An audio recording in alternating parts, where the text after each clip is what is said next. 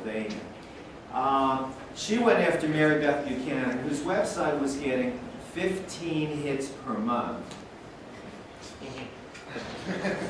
and arrested and prosecuted Karen Fletcher, the first text-only prosecution for obscenity in the United States in 40 years.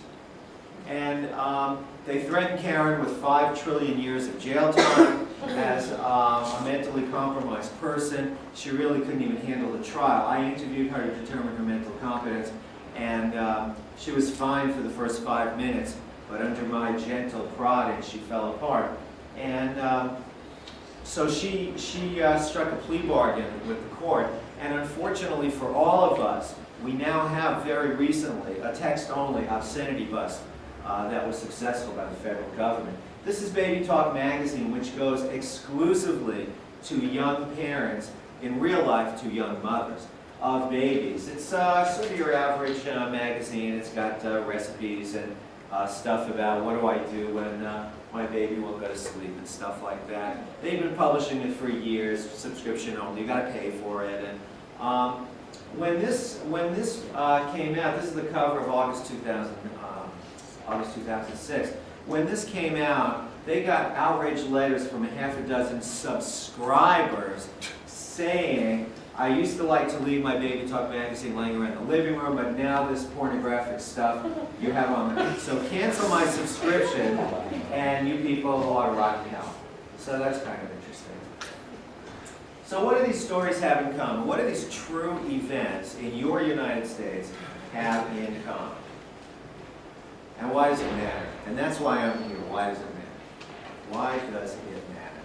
Well, it turns out that sexuality is the vehicle of choice if you want to attack free expression, if you want to undermine the separation of church and state, and if you want to undermine science-based public policy.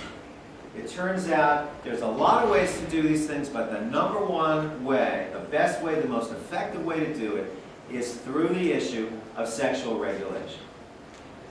So what are the battlegrounds in what I call the war on sex? As you can read in my book, there are many battlegrounds. Sex education, the rights of sexual minorities, the internet. By the way, I think the internet's here to stay. What do you think, John? I don't think it's just a passing thing. I think it's here to stay. Pornography, even sex research. Sex research dramatically compromised by the war on sex. And of course, reproductive rights, another battleground in the war on sex. Now, the people who are trying to restrict our sexual expression, the people who are trying to change public policy or maintain public policy to limit sexual expression, they claim that the reason they need to do that is because they have to protect the children, they have to protect marriage. And you know, heterosexual marriage, terribly under attack now by gay people who want to marry each other. And I don't tell this to anybody, but I had an affair a couple of months ago, and I said to my wife, look, I couldn't help it because these damn gay people are just destroying heterosexual marriage. And I really just couldn't help myself. So, yeah, you can laugh at that. It's okay. You can laugh at that. I didn't really have an affair a few months ago. It was years ago. So heterosexual marriage, like straight people aren't damaging it enough, right? Like we need gay people to mess it up. People say that the campaign against sexual expression is about public health or public safety.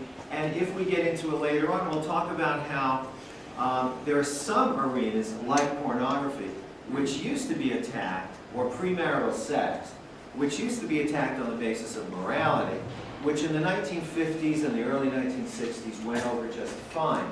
But as the political culture has evolved, now the attacks on free expression are framed increasingly as a matter of public health and public safety. So it used to be, you shouldn't look at pornography because it's immoral. Now it's, you shouldn't look at pornography because looking at pornography leads to rape and sexually transmitted diseases. So there's been that shift. And those of you who study public policy, I think there's a lot to look at here in the shift in the narrative of why sexual expression needs to be restricted. And of course, national security. You know it.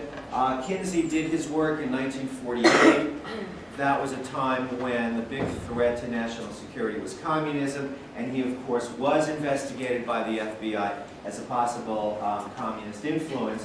When Masters and Johnson did their work in the early 60s, J. Edgar Hoover got right on it and investigated them to see how much communism had influenced them and the ways in which they were going to be undermining American capitalism. Well, now, of course, it's about terrorism, but it's the same deal. They're saying that that people, for example, who buy pornography, the records of their purchases need to be made available through the Patriot Act, just in case there's some terrorism involved.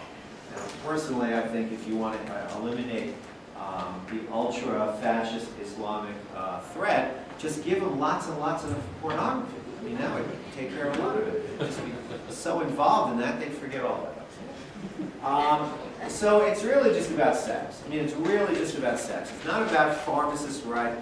You know, pharmacist rights, that's another great thing. Like, pharmacists should somehow have the right, state licensed pharmacists, by the way, you know, they're not like grocery clerks.